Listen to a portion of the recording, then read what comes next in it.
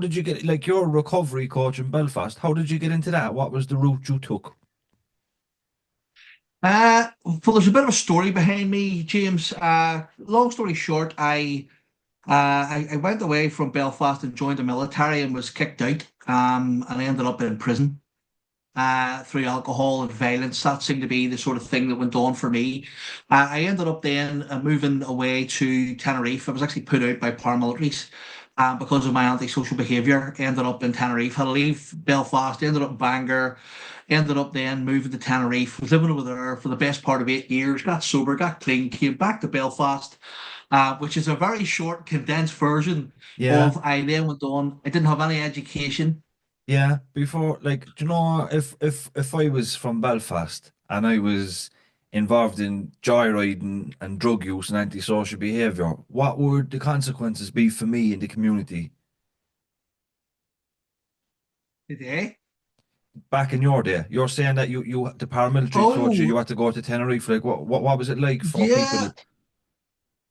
So you were, yeah, well, I mean, I ended up with a couple of punishment beatings. So I had to be, it was called down to certain places by certain people, so to speak, and took a couple of beatings just for my behavior and the way I was sort of behaving.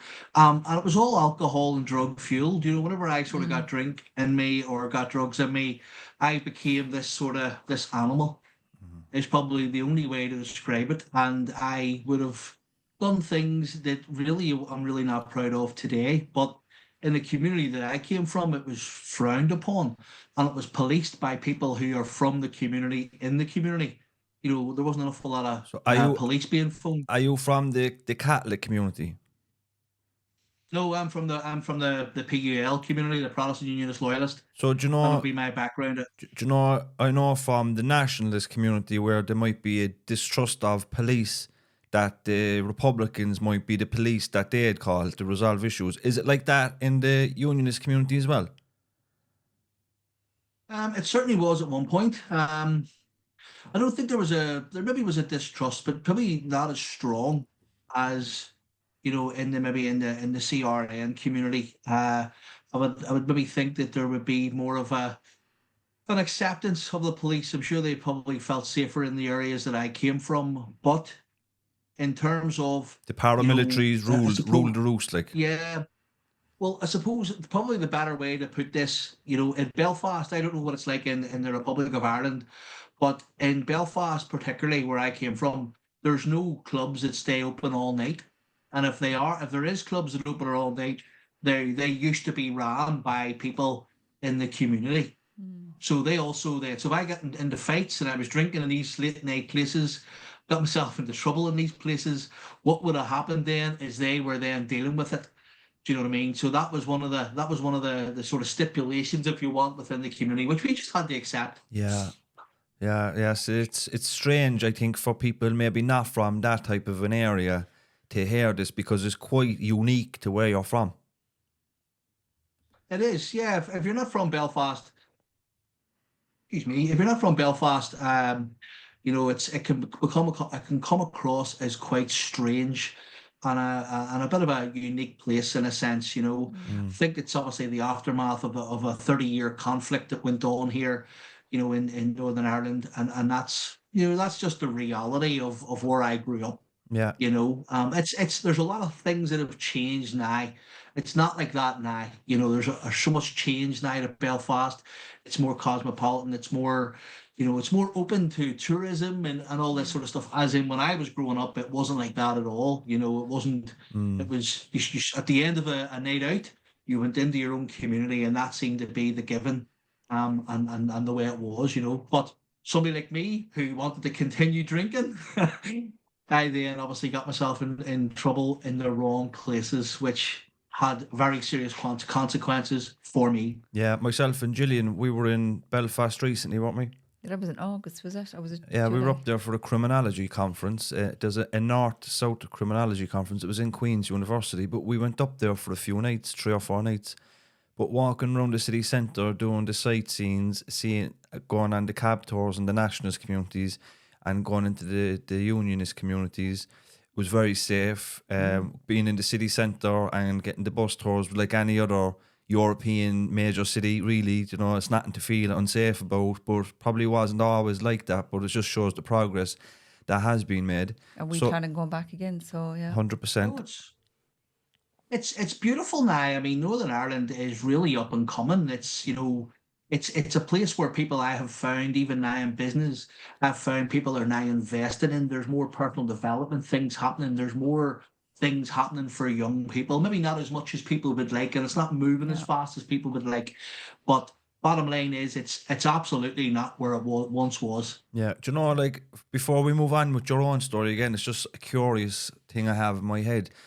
Do you know, apart from the obvious between the nationalist and the unionist community, apart from the obvious that one wants to be Irish and the other one wants to be British, and there's nuances to that, but that's the basic. But outside of that, are there any real cultural differences between a working class man in that community and a working class man in this community? Between the sort of the nationalist Yeah. and the Northern Irish. That's a really good question. I could. Are they I suppose as if you're not different? from here, Are they it would as be hard to describe them. Yeah, are they as different as what we might imagine? Because I think, like say now, if I meet and I talk to you, and I meet and I talk with Michael Irwin, who's another guy, on the Protestant Unionist community, and I meet with Michael McClusker, and I meet with other people on the other side. You're meeting the same people from the same area. They're interested in the same things, with the same clothes, listen to a lot of the same music, like the same food, but they have this obvious difference. But outside of that, there's similar cultures, there's similar people. Do you know? Yes. Well, I mean, there's so many things going through my head as to what I could say to you. I mean, there's if you're from here, you recognize some of the differences. There's some of the things that we would say, some of the, the letters that we would use would be different. So if you're from the PUL, Community Protestant Unionist Loyalist, you use the letter H. If you're from the sort of nationalist, you would say H. Yeah. So they're very minor, but very real. So if you're working in the city centre and you are spelling the alphabet for whatever reason, and someone uses the letter H, right? He's a nationalist Catholic. Yeah. You automatically know. You just know. The other one, the other big one, which is probably, and these are funny. There's no point. You might as well have a humour to this. This is the reality. If you're from my community in the PUL side, you refer to Derry as Londonderry. Yeah. And it's just the way it is. I studied up in Londonderry, and I was the only sort of Protestant in my class. And I was only one. Whenever I said Londonderry, sort of people would have looked round, Yeah. because they automatically know I'm not from that community. If you're from the other side as such, then you refer to it as Derry, and that's just the reality. But in terms of bigger, wider cultural differences, we have our own sort of backgrounds, we have our own cultural stuff, in regards to like language. There's the Irish language, you've got the Ulster Scots. There's different things like that there that would be churches, or obviously, so you within sort of maybe the Catholic side of things here, you would have maybe one church or chapel. In the PUL, you have maybe a number of different churches: Baptist, Methodist, Presbyterian, all them sort of, and they're not big differences, but I mean, if you're asking me about them differences, that would be what I would see. Yeah. Yeah. Football as well. We don't have GAA. We would more cricket in terms of sport. Do you know what I mean?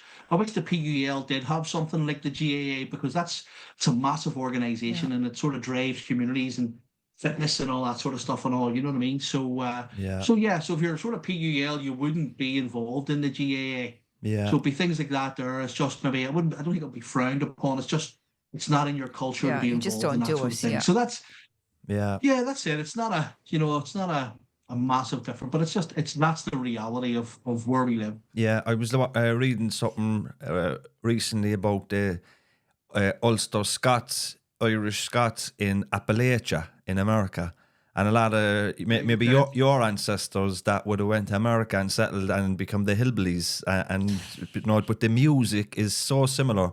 The music in Appalachia and the Irish music with the banjos and the different guitars and the singing, and there's so many similarities, but maybe that's outside the scope of what we'll talk about today. But so you ended up having to go to Tenerife under threat of violence because of the alcoholism. How did you manage to turn your life around and maybe come back and get yourself together? Well, there's a excuse me, maybe with my throat tonight. One of the things that really changed for me was that under the influence of alcohol, I didn't really care about myself. And when I had a son out there who's still out there today. I, he was impacted by my actions. And when I seen that and sort of became aware of that, that really started to affect my way of being. And I knew that I had to change. I just didn't know how. Mm. And it took me to become to a stage where I was actually quite suicidal, and I was going to jump into the sea and try and swim to Gran Canaria. And it put me in a really dark place. And the only way I can describe it is a savage state of mind. And when I reached that bottom, which I now believe today was my rock bottom, that's when I decided to do something about it. And I turned to a 12-step recovery program. That's what I done. And thank God that they were there for me. It wasn't, and I've said this out loud a couple of times, and I know I mean no disrespect, but I've heard people say, "Why did you not turn to the church, or why did you not go?" The church wasn't there for me. That wasn't what was out there. It was the 12-step recovery program that was there for me, and they were the ones that welcomed me with open arms. So whenever I got in amongst the 12-step recovery program and started to come around people who were living this way of life, didn't drink, didn't take drugs, didn't, some of them didn't smoke cigarettes. They started living this way of life, which was alien to me. I became, attracted to this way of life, and I absolutely threw myself into the 12-step recovery program. And you see And people being, you see people being happy and laughing and joking without the drugs and the drink, and you're attracted to that because it was similar to myself. You're attracted to that kind of a lifestyle then, and you want to know how they're doing it, and you're lapping up any bit of advice that they'll give you. I couldn't believe it. There was many people that I met. One of the things that I distinctly remember, which I would try and bring into my story today, I don't mind telling my story, but for this reason, when I first came about, people talked about, where they were, what they wanted to do, and where they are, and it was really, to me, coming through. Sorry, I'm just going through my phone off. Can you hear me okay, guys? Yeah. Sorry, I just thought such. Whenever I started seeing these people, and they were so inspirational to me in terms of what they were doing with their lives. And I'd heard people talking about going back and working with young offenders, or becoming social workers, or going on and doing, education, something I was denied nearly because of just the way I was growing up. So when I seen this, I was so inspired. I wanted to be like these people. I was like, if I ever get the chance, I'm going to have a go at this, and whatever else. And as it came to pass, that's exactly what happened.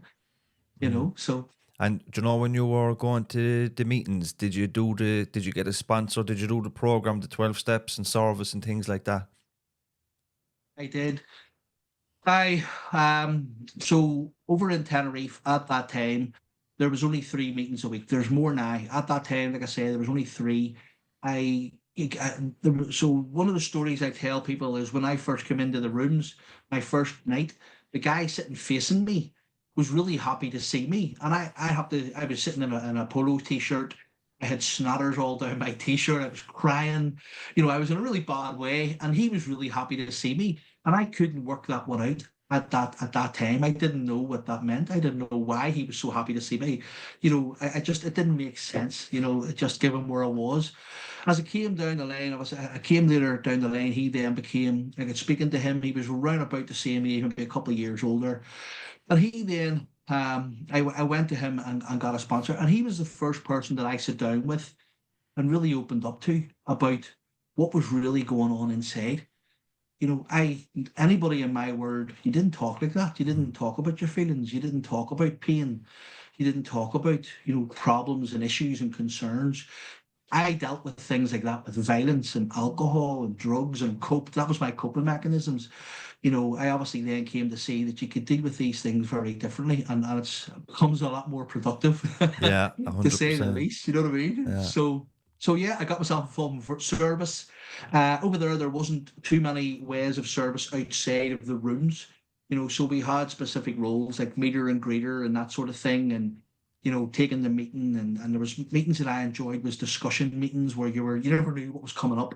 It was like a surprise all the time, So so I just threw myself into it. One of the best things I found about about recovery rooms was the diversity within the room.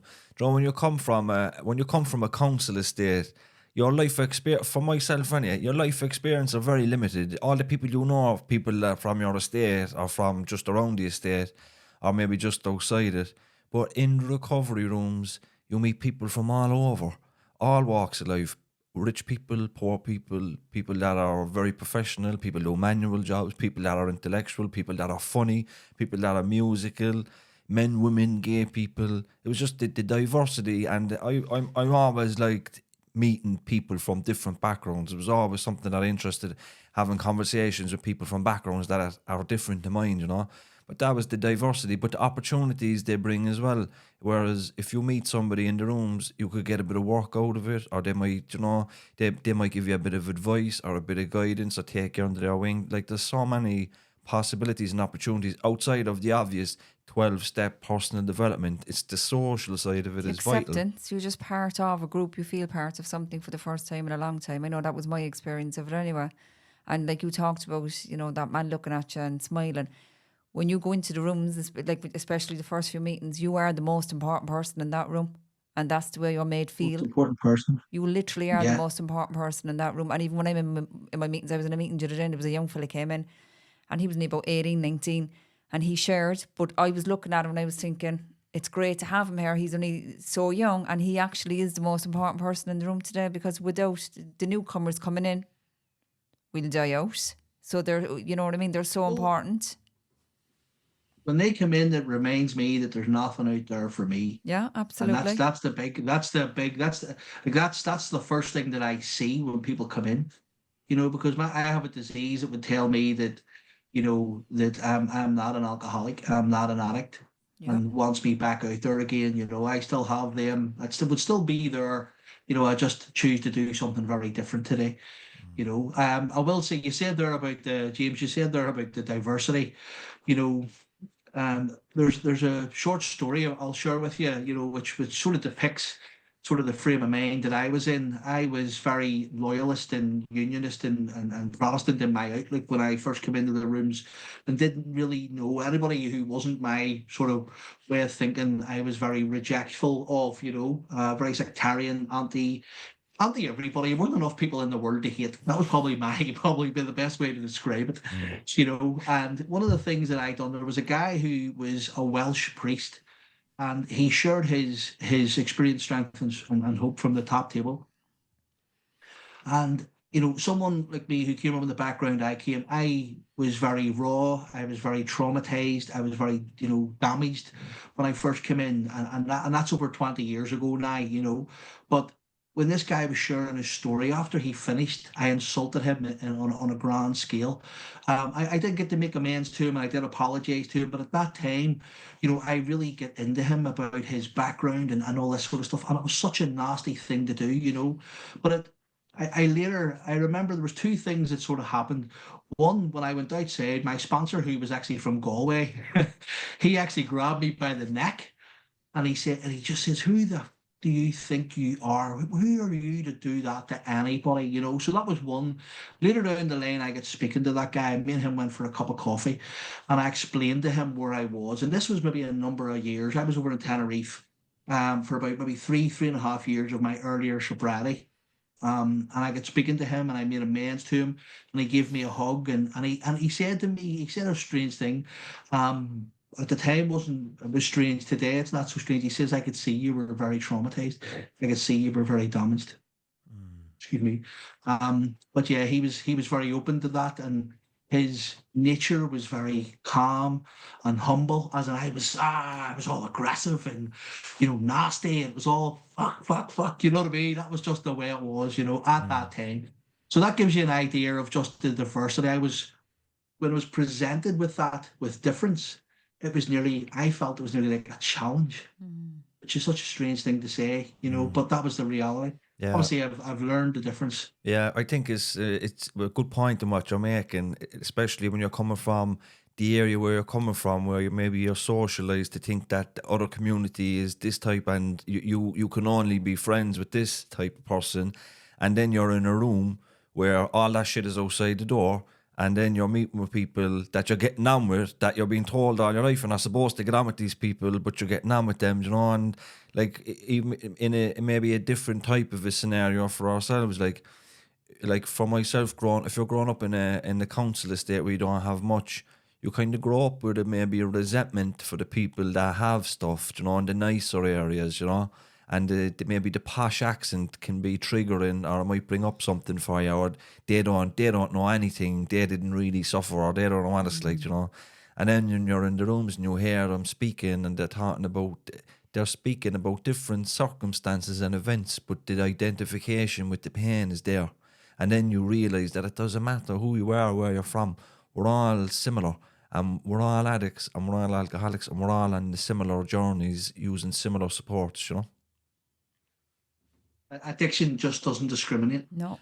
Addiction doesn't discriminate in any way. It's actually, I have on one of my, I have a pop up there behind me. I don't know if you can see that there, maybe. Yeah. Just says there, addiction doesn't discriminate. Yeah. You know, and I suppose that comes from my learning and just the reality of what goes on, you know. So It's a good when I'm out there, it's a good segue into talking about Spyro and how you became a recovery coach and your business. yeah, okay. So from Tenerife, I got a really bad injury playing football in a very private area. That brought me back to Belfast.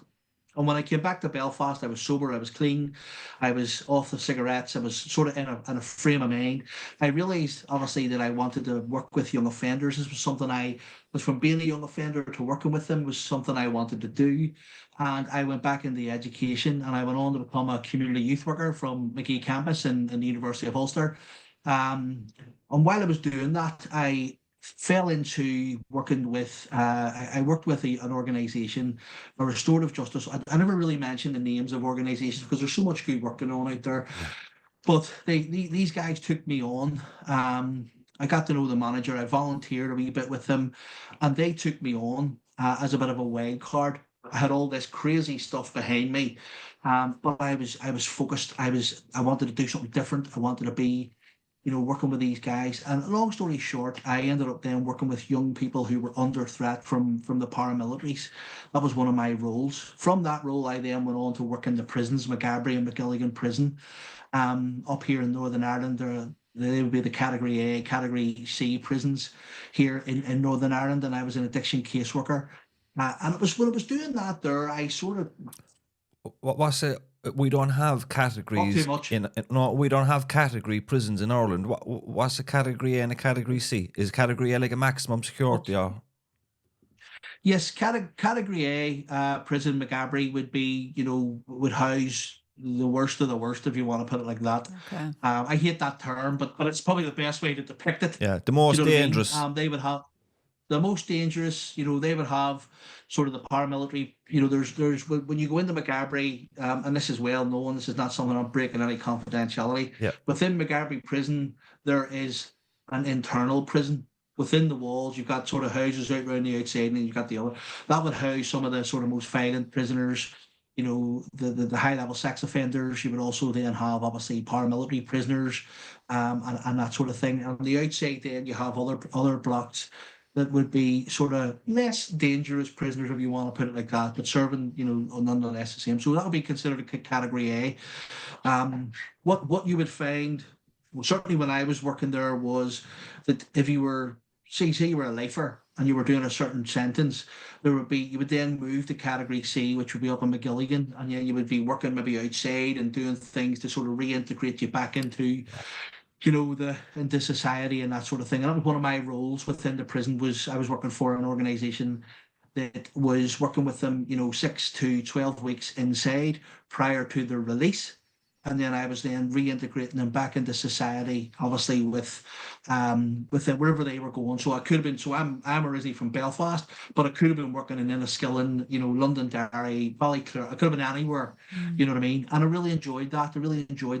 And it allowed me to build up a network for these guys. So when somebody got out, I was able to connect them with, you know, the benefit side of things, housing side of things, you know, wide range of stuff. And I really enjoyed that. Yeah. It was from there as well. The two things happened. One, I realized that I was really good at working with people and helping and supporting behavioral change, particularly around people in recovery and addiction. And the other side of that, there, I also found that I was able to use my story. Some of them in there would have said to me, well, what do you know about it? And I sort of giggled. I sort of went, well, and a majority of organizations I've worked for wouldn't be keen to allow you to sort of share your story for maybe some certain reasons. But for me, I thought it was important. It's appropriate. To share. It's appropriate in that scenario. Where it's appropriate, Definitely. yeah. That's it. And I explained to them that when I went to prison, I was in prison in England. And I then had there's a whole many stories I could tell you, but I then had to then come back. I was over living in England and then had to come back to Northern Ireland. Do you know what I mean? So when I was over there, I had this Irish accent, and could go on and on about it. But the bottom line was, I then from there moved on to, I started a wee, my business Aspire, which was a recovery and resilience life coaching.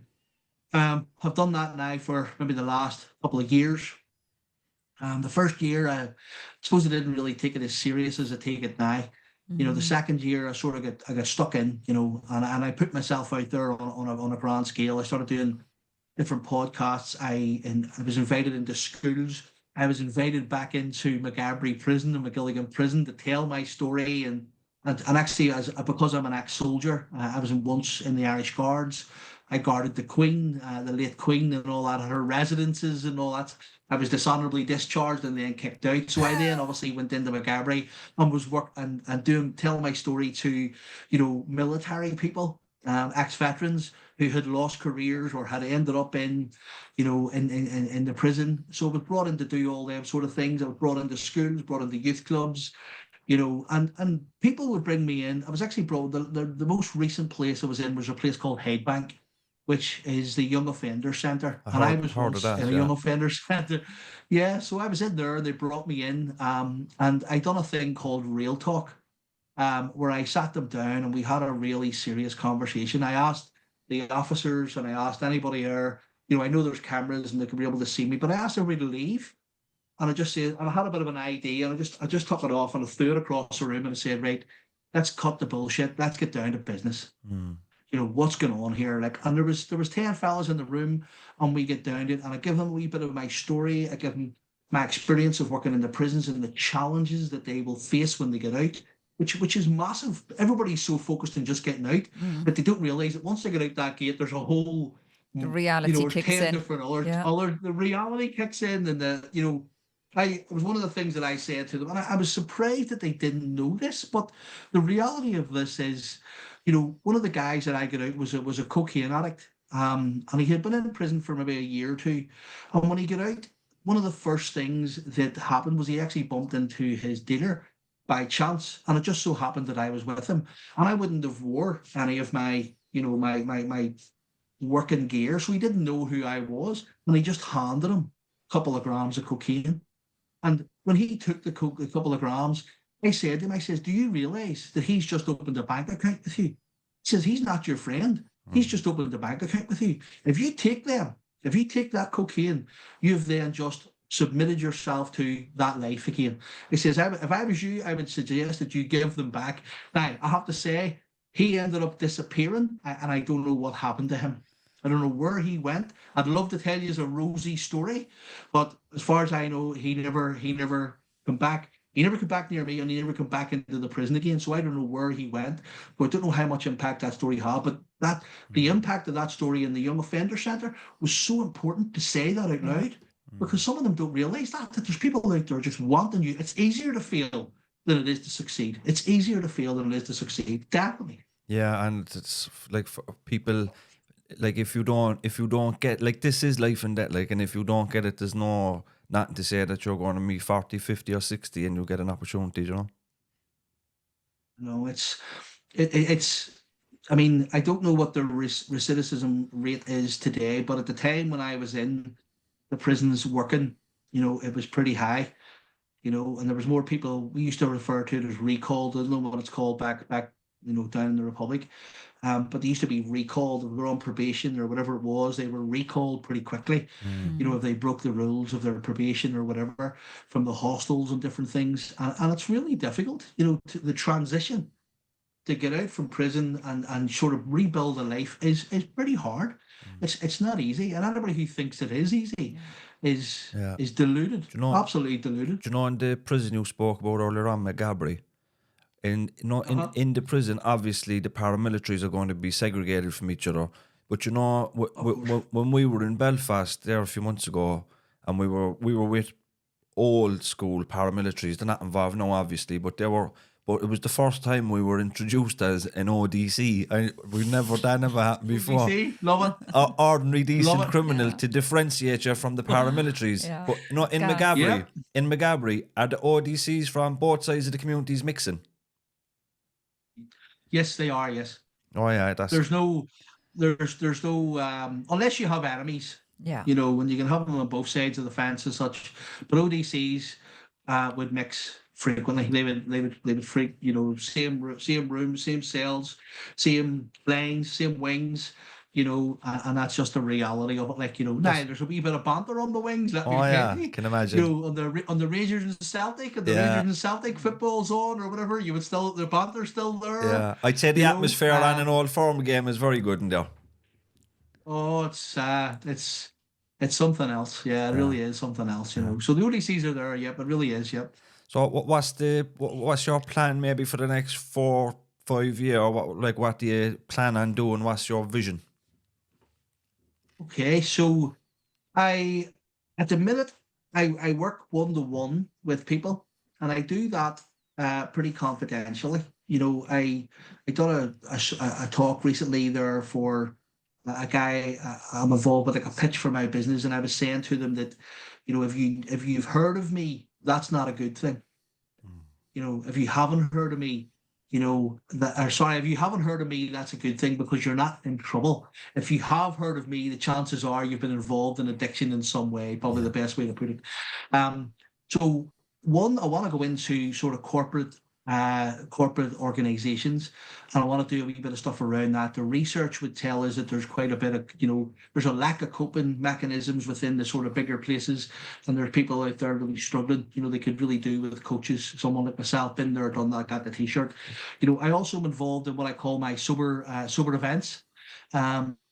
Sober socials. So I love hill walking. I love, a wee bit of sport. I'm not just as handy on my feet as I once was, but I enjoy the social elements of that. And I think in particularly in Northern Ireland, there's just not enough of that. Excuse me.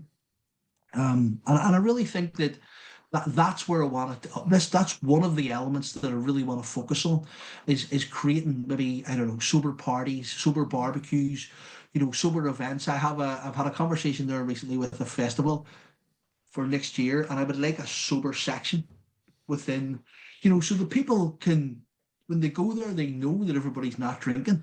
Yeah. Because when I found it really difficult early on when I was trying to get sober, that alcohol and drugs were just everywhere. You can walk down the street, you're smelling weed, triggers you. Yeah. And I found that really difficult. So it's one of the things that I would like. It's one of the things that I would like to happen is to create, environments where it's sober.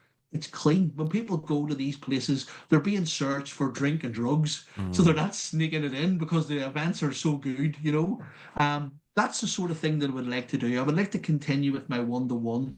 I have this vision, and how this is going to happen. I was talking to Michael about it, actually, James. I was saying to him that I would love people who are getting out of prison, specifically veterans. I think that's maybe, when you're going to hone in on something, would be a good start, where veterans who are coming out of prison actually get a recovery coach to come out with them. Where they're sort of them walking them early days, with them and supporting them and guiding them. And that's not to neglect other people who are getting out of prison. But ideally, I think that would be a benefit. There'd be a benefit in that, where you have someone who's maybe met you in prison, you know them, you've got a bit of a sense of them, you know what they're all about. They've maybe walked this way of life, And when they get out, they're a connection where you can bounce things off. You can be vulnerable. You can say, I'm afraid, I don't know what I'm doing.